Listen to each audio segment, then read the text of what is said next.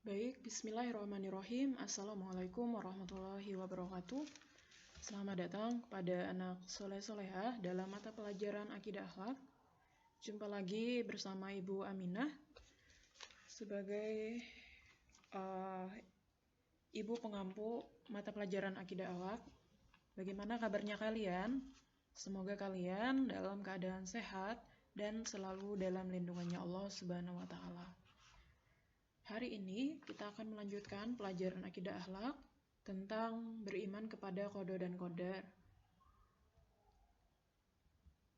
Ada yang masih ingat apa itu qada dan qadar?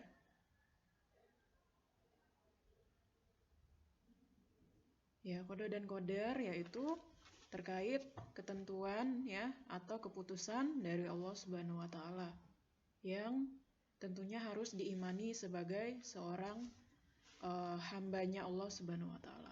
Nah, hari ini kalian akan belajar tentang tingkatan-tingkatan dalam qadar. Nah, jadi ada 4 tingkatan. Yang pertama itu adalah al-ilmu. Nah, Allah Subhanahu wa Ta'ala Maha mengetahui segala hal yang ada di dunia ini, baik yang belum, sedang, dan yang akan terjadi. Jadi Allah Maha mengetahui segala sesuatu. Tidak satupun luput dari ilmunya Allah. Semua itu telah tertulis dalam kitabnya Allah Subhanahu wa Ta'ala yang disebut kitab Lauhul Mahfuz. Jadi setiap manusia, setiap hewan, setiap makhluknya Allah Subhanahu wa Ta'ala sebelum ia lahir ya, itu sudah tercatat dalam kitabnya Allah, yaitu di Lauhul Mahfuz. Kapan ia akan lahir di mana, bersama keluarga, kepada ayah dan ibunya siapa ya, sukunya apa, kemudian berkebangsaan apa, Indonesia kah, dari Jepang ya, atau dari dari Korea mungkin ya, atau dari Arab Saudi mungkin. Nah, semuanya sudah ditulis dalam kitabnya Allah Subhanahu wa Ta'ala. Dan tidak ada satupun makhluk yang mengetahui segala apa yang belum terjadi ya, yang sedang terjadi ya, juga sudah tertulis di dalam kitab tersebut. Barangkali yang sudah terjadi musibah ya, boleh jadi terjadi musibah di daerah lain ya, yang menimpa oleh si A, yang menimpa oleh si B ya, sudah tertulis di dalam kitab tersebut. Kemudian yang belum terjadi. Nah, yang belum terjadi itu juga sudah tertulis di dalam kitab tersebut ya, di dalam kitabnya Allah Subhanahu wa Ta'ala. Dan semua makhluknya tidak ada yang mengetahui ya, kecuali Allah Subhanahu wa Ta'ala. Karena Allah Subhanahu wa Ta'ala itu adalah orang yang Allah Subhanahu wa Ta'ala itu adalah Tuhan ya, Tuhan yang maha segalanya ya, maha mengetahui, yang tidak bisa disamakan dengan manusia biasa yang penuh dengan ketidaktahuan ya. Nah, kemudian Alkitabah. Nah, Allah Subhanahu wa Ta'ala telah menulis ya dan mencatat takdir yang berkaitan dengan kehidupan manusia. Nah, yang terjadi di bumi ya. Kemudian yang terjaga kerahasiaannya hingga datangnya hari kiamat. Nah, tidak ada satupun yang terlupakan olehnya. Nah, tadi yang berkaitan dengan yang Ibu sampaikan tadi di awal. Ya, jadi telah tertulis apa yang ada ya, apa yang ada di langit dan di bumi tentang sebelum manusia lahir ya, yang akan terjadi ya, dan sedang terjadi. Nah, itu semuanya sudah dicatat dalam bukunya Allah. Dan manusia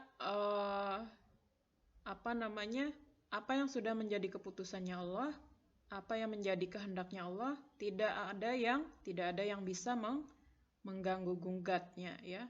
Begitu pula sebaliknya. Kemudian al-masyiyah. Nah, Allah mempunyai kehendak terhadap segala sesuatu yang ada di langit dan di bumi. Tidak ada sesuatu pun yang terjadi kecuali atas kehendaknya Allah.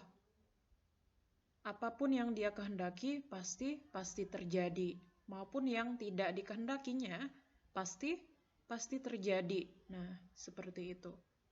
Jadi Allah itu mempunyai kehendak, ya, kehendaknya. Boleh jadi di daerah lain Allah menginginkan hujan, maka turunlah hujan. Dan ketika Allah menginginkan di daerah yang sebelahnya, ya, di daerah satunya, Allah menginginkan terjadinya kemarau panjang, ya, atau banjir bandang, ya, semuanya adalah kehendaknya Allah Subhanahu wa taala. Nah, tentunya di balik semuanya itu, di balik kehendaknya Allah itu ada kebaikan-kebaikan, ya, ada kebaikan-kebaikan, ada hikmah yang harus diambil, harus digali oleh manusia. Nah, seperti itu. Nah, yang terakhir al-Khaliq. Jadi Allah yang Maha menciptakan segala sesuatu. Tidak ada pencipta selainnya, dan tidak ada Tuhan semesta alam ini selain Allah. Nah, di dalam surah At-Tolak ayat 12, Allah yang menciptakan 7 langit, dan seperti itu pula bumi. Perintah Allah berlaku padanya, agar kamu mengetahui bahwasanya Allah itu maha kuasa atas segala sesuatu.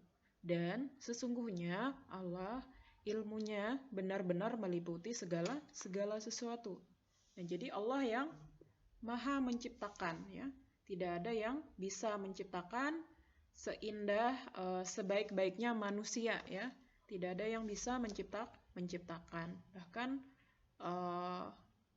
orang sehebat apapun, ya, ingin menciptakan yang namanya manusia seperti manusia, maka tidak ada yang bisa sesempurna, ya, manusia. Hidungnya bagus, ya, matanya, ya. Belum lagi organ-organ yang ada di dalam tubuh kita, ya. Jantung, ya. Bagaimana cara membuat jantung? Hati, kemudian usus perut kita, ya, yang selalu bekerja, ya. Kemudian banyak sekali hal-hal yang ada di dalam tubuh kita yang tentunya tidak ada satupun, ya, manusia, makhluk apapun itu yang bisa menciptakan sesempurna apa yang diciptakan oleh Allah Subhanahu wa taala. Ya, contohnya saja tentang penciptaan manusia, ya. Bagaimana ketika ibu kita mengandung kita, ya, atau lihat ibu kita ketika mengandung adik-adik kita. Nah, tentunya sangat luar biasa. Di sana bukti kekuasaannya Allah Subhanahu wa taala yang maha menciptakan segala sesuatunya. Nah, mungkin itu materi hari ini tentang takdir, ya. Takdir Allah Subhanahu wa taala. Semoga bisa kalian pahami. Silakan kalian catat bila ada yang penting. Demikian Ibu akhiri. Billahi fisabilil haq fastabiqul khairat. Assalamualaikum warahmatullahi wabarakatuh.